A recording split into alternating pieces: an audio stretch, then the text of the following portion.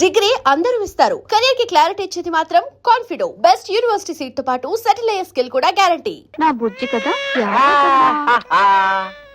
చూడమ్మా, జీవితంలో ఏది అంత సీరియస్ గా తీసుకోకూడదు. ఏంటి నాన్న లోపల గీతోపదేశం చేస్తున్నాడు? వదిన వాళ్ళ అమ్మేమో వదిని చూసిపోదా అని వచ్చింది. వాళ్ళ అక్కలేమో మొగుళ్ళతో గొడవ పెట్టుకుని వచ్చారు. గొడవ పెట్టుకుని వచ్చారా? ఉన్న సమస్యలు చాలవని ఇదొదట. మా వాడు కా రావడానికి ఆపరేషన్ చేయించుకున్నాడు.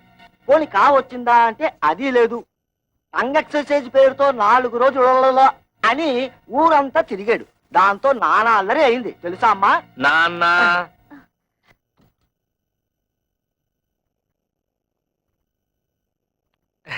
ఎప్పుడొచ్చారు అత్తయ్య?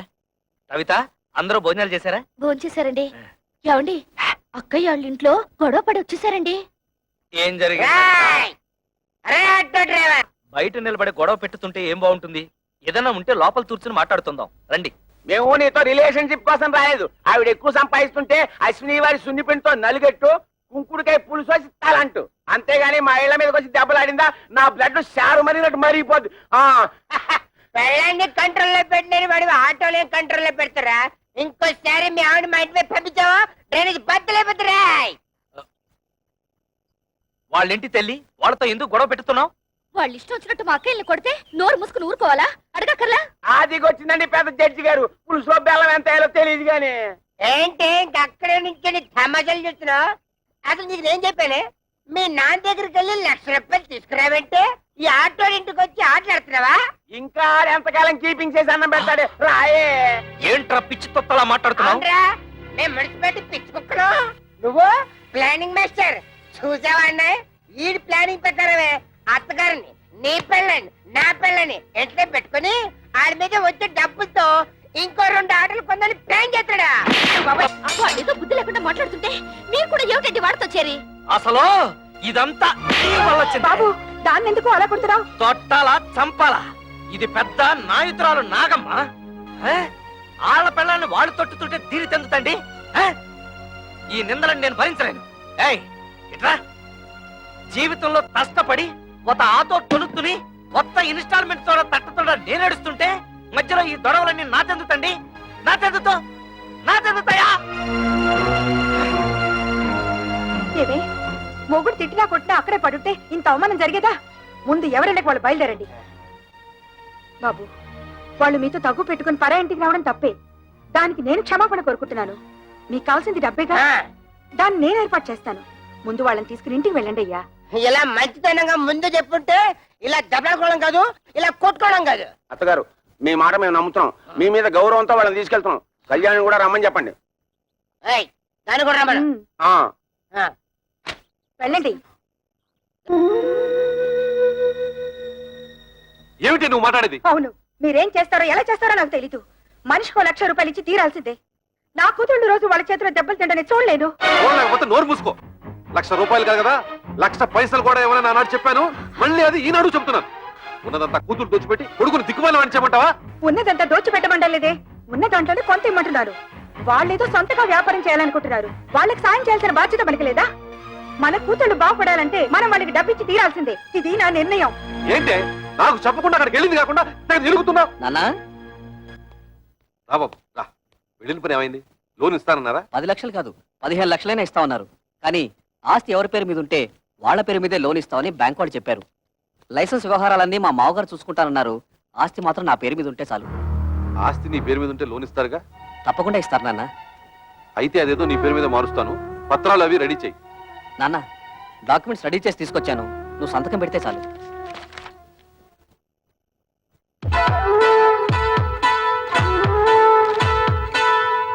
బాబు గిరి, ఫ్యాక్టరీ కోసం బ్యాంక్ లో తీసుకునే 10 లక్షల్లో డబ్బు ఏమైనా మిగులుతుందా? ఎందుకు నాన్న? ఏం లేదు, మీ బావలు వ్యాపారం పెట్టుకుంటాం, కొంచెం డబ్బులు కావాలన్నారట. అక్కడి నుంచి వచ్చాక మీ అమ్మ అదే గోల పెడుతోంది. తలా ఓ 25,000 ఇస్తే తలనే పొదిరిపోతుంది కదా అని. ఏంటన్నా మీరు కూడా? బ్యాంక్ వాళ్ళు ఇచ్చే డబ్బు ఫ్యాక్టరీ కట్టడానికే సరిపోదు, మిగతా డబ్బు ఎక్కడి నుంచి తేవాలని నేను ఆలోచిస్తుంటే మీరు వాళ్ళకివ్వు వీళ్ళకివ్వు అంటే పనులు ఎలా జరుగుతాయి? ఎంతోనా నీకు సరిపోదురా? నీ అవసరాలకి ఇల్లు తాకట్టు పెడుతున్నావుగా, అలాగే ఏదో చేసి వీళ్ళకి ఇవ్వు. అదొకటే తక్కువ. ఆ రోజు పెళ్లిలో జరిగిన గొడవ నువ్వు మర్చిపోయావా కానీ నేను మర్చిపోలేదు.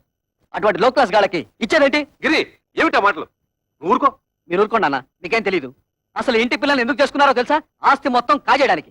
ఆస్తి మొత్తం కాజేయాలని ఆశ మనకు లేదురా. నువ్వే తోబుట్టువులకి ఏం మిగల్చకుండా మిగిల్చావు? నేను మొత్తం మింగేయాలనుకోవడం లేదు, నువ్వే ఆస్తి మొత్తం నీ కూతుళ్ళకి దోచేయాలనుకుంటున్నావు. దోచిపెట్టడానికి నువ్వే మిగిల్చావురా? ఒక ఇల్లు అమ్మి పెళ్లి చేసుకున్నావు, ఈ ఇల్లు తాకట్టు పెట్టి ఫ్యాక్టరీ కట్టుకుంటున్నావు. ఏయ్, వాడు చిన్నపిల్లాడే, తెలియకేదో మాట్లాడాడు. పెద్దదానం ఏమిటి, బుద్ధి లేకుండా వాడితో సమానంగా అరుస్తావా? ఆహా, చిన్న పిల్లాడు.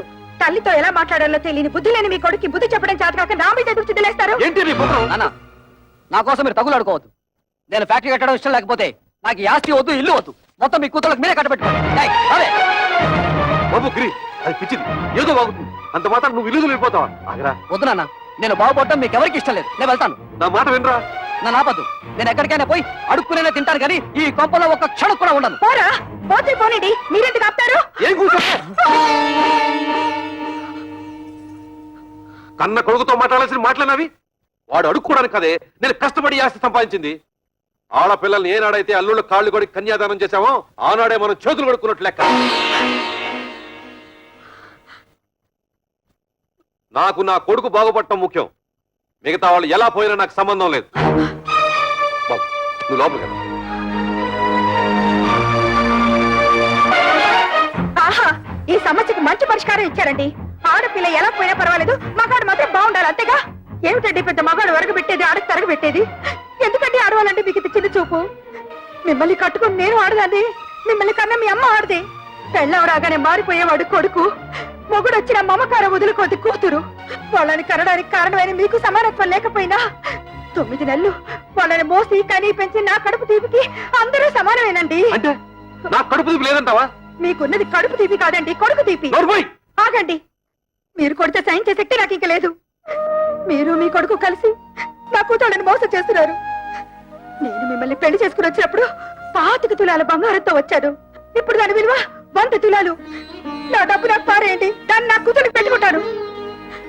ఎప్పుడైతే మీరు నా కూతుళ్ళని దూరం చేసి మాట్లాడారో అప్పుడే మీకు నాకు సంబంధం తెగిపోయింది. నా డబ్బు నాకు ఇచ్చేయండి, నా డబ్బు నాకు ఇచ్చేయండి, నా డబ్బు నాకు ఇచ్చేయండి, నా డబ్బు నాకు ఇచ్చేయండి. పిచ్చి పట్టింది నాకు కాదు, మీ కొడుకు పిచ్చి పట్టింది. మీ కొడుక్కి డబ్బు పిచ్చి పట్టింది. నా శాప ఊరికే పోదండి. మీ కొడుకు అందరూ ఆడపిల్లే పుడతారు. వంశం వంశం తలెత్తుకు తిరిగే మీకు వారి చేత ఉమ్మ ఇచ్చుకునే రోజు వస్తుంది. చంపేస్తాను. చంపేయండి, చంపేయండి. ఇంతకాలం మిమ్మల్ని నమ్మి మీతో బతుకు బతుకున్నందుకు చంపేయండి, నన్ను చంపండి, చంపేయండి. నేను చావాలి, చావాలి, నేను చావాలి, చావాలి, నేను చావాలి, చావాలి, నేను చావాలి.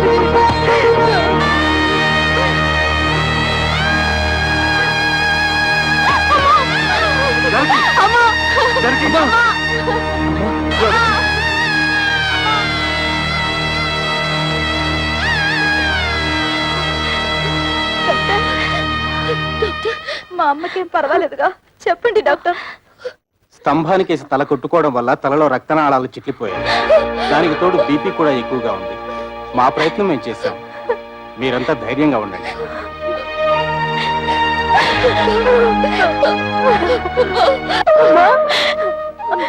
మేమందరం వచ్చాం, చూడమ్మా.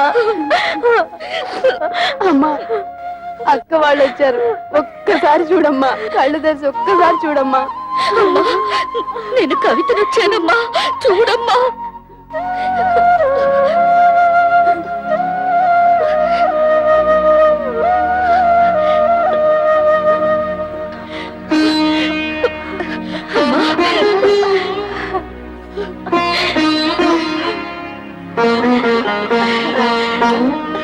జానకి,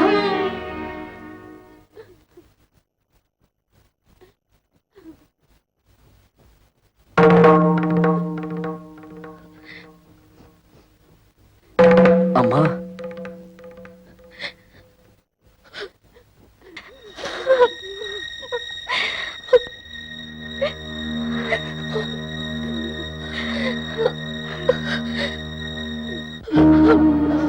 అమ్మా, ఎందుకమ్మా ఏడుస్తున్నావు?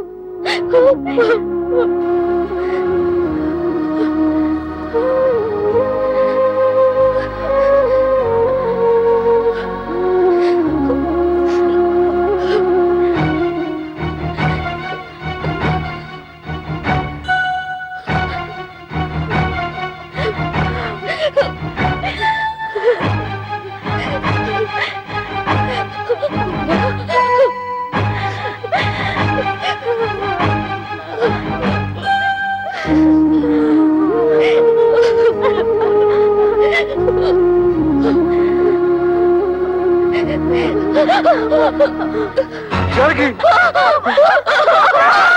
జానకి అమ్మా జానకి అమ్మా దుర్మార్గుడా, నీ వల్ల రామ్మ చచ్చిపోయింది.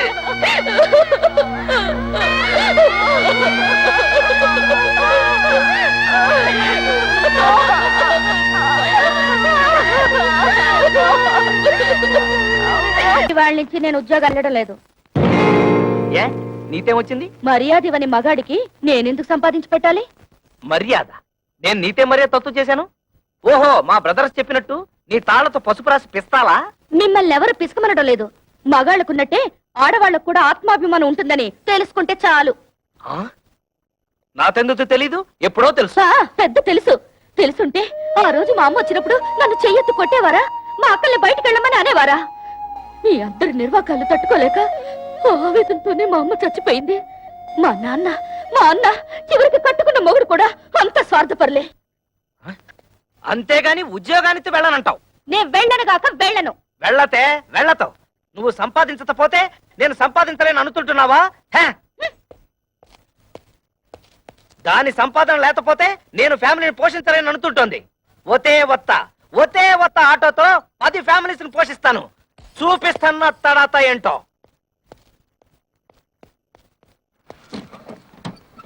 ఎరా ఫ్రాడు, ఇదిగో ఇచ్చేస్తాను అదిగో ఇచ్చేస్తాను అని ఎన్నిసార్లు నాకు పప్పగాలుస్తావురా? ఎక్కడ్రా నా డబ్బు? అన్నా ఇంటి ముందు గొడవ చేయదు, ఇచ్చేస్తాను. ఏయ్, డ్రామా ఆడొద్దు. ఆటో తీసుకెళ్లేటప్పుడు ఏం చెప్పావు? డబ్బు మొత్తం ఒకేసారి కడతానని చెప్పావు. ఆ తర్వాత ఏం చెప్పావు? నెలలా కడతానన్నావు. 2 నెలలైంది, ఏం కట్టావు నా పాడి? అది కాదన్నా, నెల రోజు నుంచి మా ఆవిడ ఉద్యోగానికి వెళ్ళడం లేదు. పెళ్ళాన్ని చెబితే వినాలి, పెళ్ళాన్ని తెస్తే తినాలి అని సినిమా కథలు నా దగ్గర చెప్పొద్దు. డబ్బు కట్టి ఆటో పట్టుకెళ్ళు. అన్నా నువ్వు ఇప్పుడు ఆటో తీసుకెళ్లిపోయావుంటే మా ఆవిడ నువ్వు చీప్గా చెప్పు. ఆహా, ఇప్పుడు నేను ఈ ఆటో తీసుకెళ్ళకపోతే మా ఆవిడ నన్ను మరీ చీప్గా చూస్తుంది. అది కాదన్నా.